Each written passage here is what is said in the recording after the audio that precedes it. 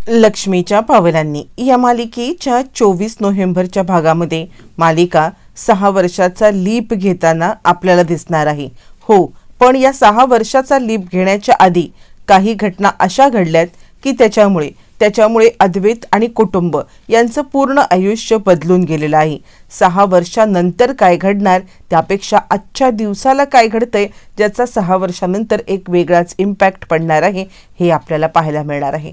सगळेजण कलाच्या आता इकडे या सगळ्यामुळे चिंतातूर असताना डॉक्टर तिकडे येतात आणि डॉक्टर आल्यावरती डॉक्टर आता सांगायला लागतात की आम्ही आमच्या परीने खूप प्रयत्न केले पण म्हटल्यावरती आता इकडे संगीता चिडते। पण काय बोलताय तुम्ही डॉक्टर?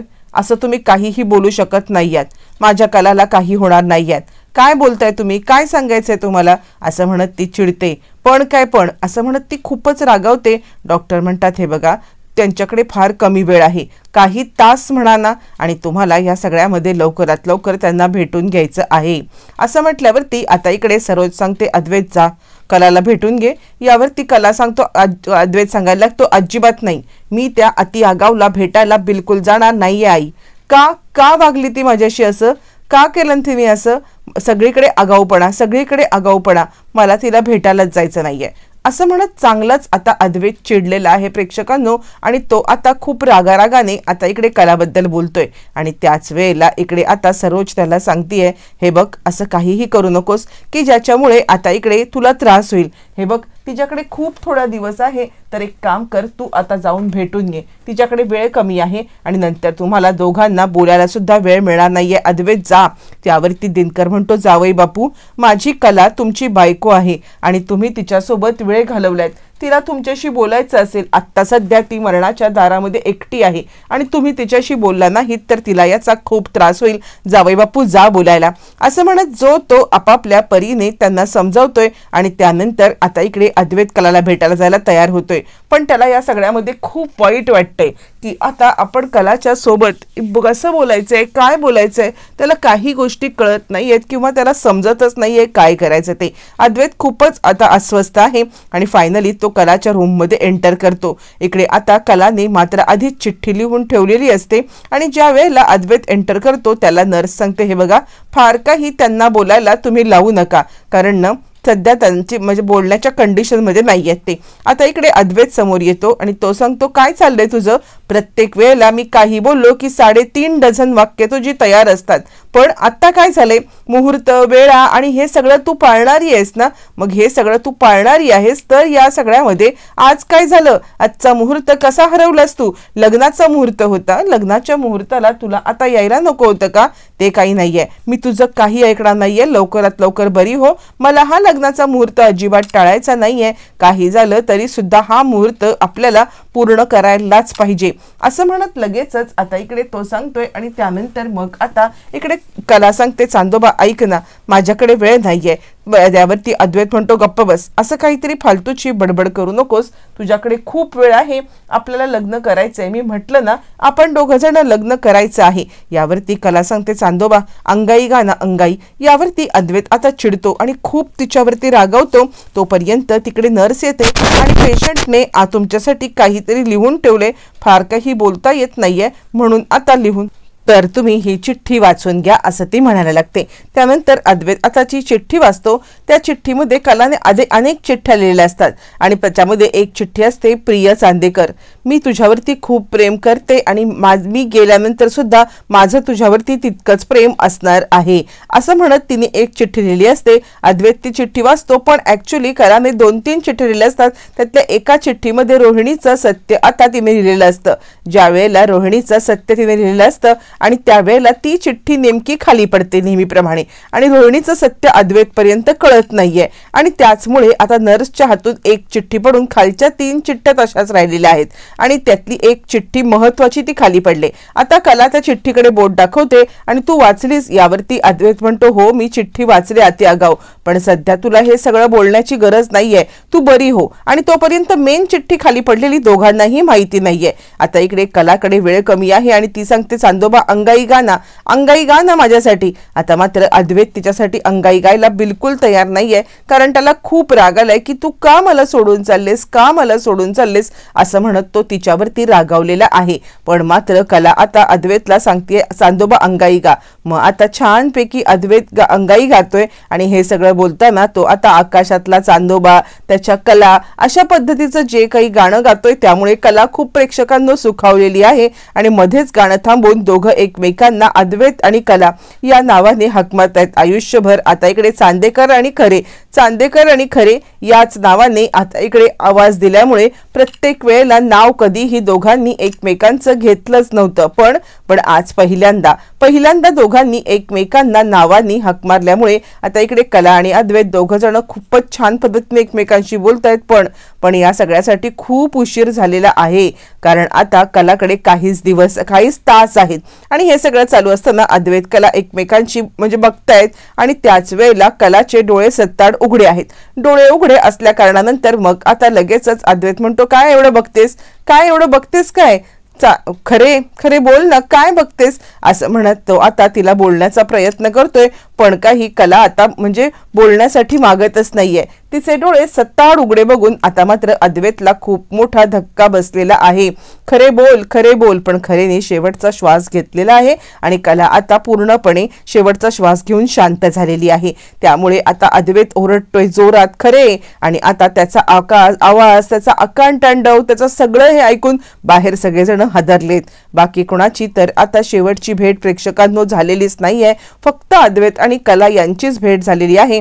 आणि ही सुद्धा भेट आता खूपच आता विचित्र पद्धतीने झाले. अद्वैतला आता कला गेले हे कळलेलं नाहीये. ज्या वेळेला त्या मॉनिटरवरती बघतोय सगळ्या रेषा शांत झालेल्या आहेत, त्यावेळेला अद्वैत जोरात किंचाळतोय आणि का असं केलंस तू, का मला सोडून गेलीस तू असं म्हणत तो आता खूपच रागावलेला आहे. पण कला मात्र सत्ताट डोळ्यांनी त्याच्याकडे पाहते. प्रेक्षकांनो एक अनपेक्षित वळण आले, ज्या वळणाची आपण कधी अपेक्षा पण केली नव्हती. आपण तर अद्वैत आणि कला यांच्या सुखी संसाराची अपेक्षा केली होती, यांच्या नवीन आयुष्याची अपेक्षा केली होती. पण आता अचानकपणे अनपेक्षित मालिकेमध्ये हे वळण आलेलं आहे आणि त्यामुळे मालिका टर्न झाली. तोपर्यंत इकडे आता डॉक्टर बाहेर आलेले आहेत, अद्वैत बाहेर आलेला आहे आणि आता डॉक्टरांनी आणि अद्वैतच्या वागण्यावरून सगळ्यांना काय आतमध्ये झालंय हे कळलंय आणि सगळेच जण हादरलेत. कले असं म्हणत दिनकर आणि संगीता यांनी तर एकच आकांत तांडव केलेला आहे. आणि त्यानंतर मग आता इकडे सरोज अद्वैतला समजावते अद्वैत शांत हो. पण अद्वैतच्या हातून सगळं निसटून गेलेलं आहे. नियतीने अद्वैतच्या हातून सगळं निसटून नेलेलं आहे आणि त्याला फक्त कलाच्या आठवणी याच्या पलीकडे त्याच्याकडे काहीच नाहीये. आणि त्यानंतर सगळ्यांनाच कलासोबतचे क्षण आठवतात. डॉक्टर काय झालं, डॉक्टर तुम्ही तुमचे प्रयत्न नाही का केले. डॉक्टर म्हणतात मी माझे 100% प्रयत्न केलेले आहेत. काहीही झालं तरी सुद्धा नियतीच्या मनात नव्हतं हे सगळं. इकडे रोहिणी खुश झाले, चला काही झालं तरी माझं काम तमाम झाले. म्हणजे मी एकाच वेळेला आता इकडे सगळ्या चांदेकरांना संपवले. एक कला संपले पण चांदेकर पुरे हादरून गेलेले आहेत असं ती विचार करते आहे आणि ती प्रेक्षकांना खूपच खुश होती आहे. अद्वैत मात्र आता काय करायचं, खरे असं म्हणत तो आता खूप मोठ्याने टाहो फोडून रडत आहे. आणि आता डॉक्टरांनी अद्वैतला केबिनमध्ये बोलवले. इथेच खरी आता मालिकेची स्टोरी सुरू झालेली आहे. अद्वैतला बोलवल्यावरती डॉक्टर म्हणतात या डॉक्युमेंटवरती सही करा. यावरती अद्वैत म्हणतो कसले डॉक्युमेंट्स आहे ते. यावरती मग आता लगेचच इकडे सांगायला लागतं डॉक्टर की खरं सांगायचं तर आता त्यांनी शुद्धीत असताना त्यांचे ऑर्गन डोनेट केलेले आहेत. यावरती अद्वैत म्हणतो काय. यावरती ते सांगतात हो त्यांचे ऑर्गन डोनेट केलेत. मुळातच या सगळ्यामध्ये त्यांनी हार्ट सुद्धा डोनेट केलेलं आहे. हार्ट डोनेट केलं आणि त्यानंतर आता त्यांनी मला एक अट ठेवलेली आहे. यावरती मग आता लगेचच इकडे अद्वैत म्हणतो अट, कसली अट. यावरती आता इकडे ते सांगतात की ज्या व्यक्तीला त्यांनी डोनेट केले ना ऑर्गन त्यांचे किंवा हार्ट डोनेट केले ना त्यांच्याबद्दल कोणतीही माहिती तुम्हाला द्यायची नाही असं त्यांनी आम्हाला सांगितले. असं म्हटल्यावरती तो म्हणतो काय बोलतो डॉक्टर असं का. यावरती आता इकडे डॉक्टर म्हणतात हो त्यांनी सांगितलंय की त्यांचं ज्यांना कोणाला हार्ट दिलंय त्या माणसाबद्दल कोणत्याही प्रकारे तुम्हाला माहिती द्यायला नको, कारण तुमच्या कुटुंबाला सुद्धा माहिती द्यायची नाहीये. कारण ज्या वेळेला तुम्हाला समजेल की ही व्यक्ती कोण आहे त्यावेळेला तुम्ही त्या व्यक्तीचा खूप राग कराल अशी त्यांना वाटत होतं आणि त्यामुळे तुम्ही त्यांना बघू नये किंवा तुम्ही त्यांना भेटू नये अशी त्यांची इच्छा होती. यावरती वरती अद्वैत म्हणतो, का केलंस खरे हे सगळं तू? आणि बरोबर आहे डॉक्टर, मला जाणून पण घ्यायचं नाहीये. खरेची सुद्धा इच्छा आहे ना की मी जाणून सुद्धा घेऊ नये ती व्यक्ती कोण आहे, तर मला जाणून पण घ्यायचं नाहीये ती व्यक्ती कोण आहे. कारण आतापर्यंत मी खरेवरती जितकं प्रेम करत होतो ना त्याच्यापेक्षा जास्त तिरस्कार मी त्या व्यक्तीचा करेन ज्या व्यक्तीला आता इकडे खरेने आपलं ऑर्गन दिलेलं आहे. आणि आता डॉक्टर फ्लॅशबॅक मध्ये घडलेला सगळा प्रकार सांगतात. मध्येच कला ज्या वेळेला शुद्धीवरती आलेली आहे आणि त्यावेळेला तिने डॉक्टरांना आपला निर्णय सांगितलेला आहे. अद्वैतला हा निर्णय पटलेला नसला तरी कलाची शेवटची इच्छा म्हणून आता अद्वैत म्हणतोय, ठीक आहे मी या पेपरवरती सही तर करेन आणि पण त्या व्यक्तीला मी आयुष्यामध्ये कधीही भेटणार नाही. त्या व्यक्तीचं नाव मला आयुष्यभरामध्ये तुम्ही कधीही सांगू नका. मी या सगळ्यामध्ये कधीही हे सगळं करणार नाही किंवा कधीही त्या व्यक्तीला आयुष्यभरात भेटणार नाही. माझ्या कुटुंबाचा त्या व्यक्तीसोबत काहीही संबंध असणार नाही असं म्हणत अद्वैतने ऑलरेडी घोषणा केली की त्या व्यक्तीला तिरस्कारच करणार मी. आणि खरं तर इथूनच मालिका आता प्रेक्षकांनो सुरू झालेली आहे. अद्वैतने कलाची शेवटची इच्छा म्हणून त्या पेपरवरती सही करून त्यानंतर घरच्या कुणालाही कलाने ऑर्गन डोनेट केले किंवा कलाचा हार्ट ट्रान्सप्लांट झालेला आहे हे सांगण्यासाठी नकार दिलेला आहे. आणि त्यानंतर मग आता इथेच त्याने तो विषय संपवून बाहेर पडलेला आहे. त्याच्यासाठी काहीही महत्त्वाचं नाहीये की कोणाला हे ऑर्गन दिले किंवा काय दिले त्यांनी निमूटपणे सही केले. बरं प्रेक्षकांनो, राहिली गोष्ट त्या चिठ्ठीची. जी चिठ्ठी आता इकडे ठेवण्यात आलेली होती, म्हणजे कलाने जी चिठ्ठी आता लिहून ठेवलेली होती ज्याच्यामध्ये तिने आता लिहून ठेवलेलं रोहिणी आणि राहुलचं कारस्थान, ती चिठ्ठी नेमकी प्रेक्षकांनो आपण बघितलेलं आहे की ती खाली पडली होती. ज्या वेळेला ती चिठ्ठी खाली पडते आणि त्याच वेळेला चिठ्ठी पडल्यावरती मग आता ताबडतोब इकडे नर्स ती चिठ्ठी कलाच्या फाईलमध्ये ठेवते. कलाच्या फाईलमध्ये ती चिठ्ठी ठेवते जेणेकरून तिला असं वाटतं की पेशंटच्या या फाईलमधून ती चिठ्ठी पडली. पण दोन नर्सची एकमेकांना धडक होते आणि कला आणि ज्या मुलीला ते ऑर्गन डोनेट केलेलं आहे त्याची फाईल एकमेकांच्या मध्ये आता घोळ होते आणि त्यानंतर ती चिठ्ठी त्या मुलीच्या फाईलमध्ये जाते आणि त्याचमुळे ती चिठ्ठी त्या मुलीच्या फाईलमध्ये गेल्या कारणाने आता ज्या मुलीने ऑर्गन डोनेट केलेलं आहे तिच्यापर्यंत ही चिठ्ठी पोहोचलेली आहे. फायनली नियतीने तिचं काम केलेलं आहे. नर्सच्या एका चुकीमुळे या दोन चिठ्ठ्या अल्टीपल्टी झाल्यात. अद्वैत घरी आलेला आहे. घरी आल्यावरती अद्वैतने प्रेक्षकांनो खूप मोठा निर्णय घेतलेला आहे आणि अद्वैतने आता इकडे कलाच्या प्रत्येक गोष्ट आपल्या समोर ठेवायची नाही असा निर्णय घेतलेला आहे. कलाची कोणतीही गोष्ट या घरात राहणार नाहीये. मला कलाची कोणतीही आठवण नको आहे असं स्पष्टपणे त्याने आता विचार केलाय. आणि त्यानंतर लग्नासाठी खरेदी केलेलं तिचं नवीन मंगळसूत्र, त्यानंतर लग्नामध्ये तिच्यासाठी जे ज्या वस्तू घेतल्या होत्या ते घेऊन अद्वैत बाहेर आलाय. हातामध्ये ते मंगळसूत्र घेतलंय आणि ते मंगळसूत्र घेतल्यावरती मग आता तो बाहेर आलाय. सगळेजण त्याच्या मागे बाहेर आलेले आहेत आणि त्यानंतर मग आता लगेचच अद्वैत सांगतो, जे ज्या गोष्टीमुळे कलाची आठवण येते, ज्या ज्या गोष्टीमुळे कलाच्या अस्तित्वाची जाणीव होते त्या सगळ्या गोष्टी मला इथून लांब टाकून द्यायच्या आहेत किंवा लांब ठेवून द्यायच्या आहेत. कोणत्याही अस्तित्वाची जाणीव असलेली गोष्ट मला इथे ठेवायचीच नाहीये असं म्हणत अद्वैतने आता इकडे कलाच्या ज्या मंगळसूत्र आहे म्हणा किंवा बाकीच्या काही गोष्टी आहेत त्या म्हणा आणि त्यामध्ये आता इकडे मंगळसूत्र घेऊन तो आलेला आहे, तो म्हणजे इथे तुळशीच्या इथे. आणि त्यावेळेला तो आता तुळशीमध्ये ते मंगळसूत्र ठेवतो आणि तो सांगतो, आजपासून काही झालं तरी सुद्धा म्हणजे या घरामध्ये कलाची कोणतीही वस्तू राहणार नाही. या सगळ्या गोष्टी अशा ठिकाणी ठेवायच्या की त्या आपल्याला दिसल्या नाही पाहिजेत असं म्हणत अद्वैतने फायनली प्रेक्षकांनो खूपच मोठा निर्णय घेतलाय आणि आबांना काही कळतच नाहीये की नक्की काय करायचं. आता इकडे काही झालं तरी सुद्धा रोहिणी सगळ्यात खुश आहे. तिची शेवटची खेळी आहे ती म्हणजे अद्वैतची सही घेणं. पण या सगळ्यामध्ये कला असेपर्यंत ती काही घेता आलेली नाहीये. पण आत्ता आपल्यासाठी हे सगळं सोपं आहे असं तिला वाटतंय, पण तसं घडणार नाहीये.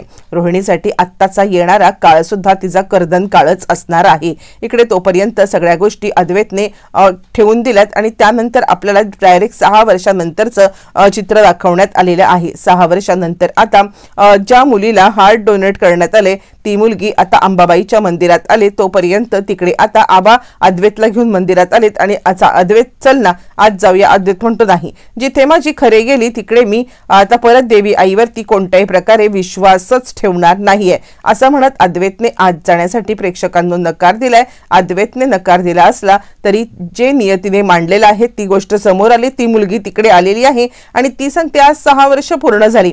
आज मला ज्यांचं मी हार्ट डोनेट केलेलं आहे, ज्यांनी मला हार्ट डोनेट केलेलं आहे त्यांच्या कुटुंबाला भेटण्याची आता इकडे संधी मिळणार आहे. आणि खरंच तसं घडतं. बाहेर आल्यावरती अद्वैत आणि तिची गाठ भेट होते. तिला पाहिल्यावरती अद्वैतला पहिल्यांदा आता धडधडायला लागतं, कारण तिच्या चेस्टमध्ये आपल्या कलाचं हृदय असतं. या सगळ्यामध्ये आता नक्की अद्वैतला त्या मुलीच्या बद्दल तिरस्कार वाटणार, प्रेम वाटणार, काय वाटणार येणाऱ्या भागातच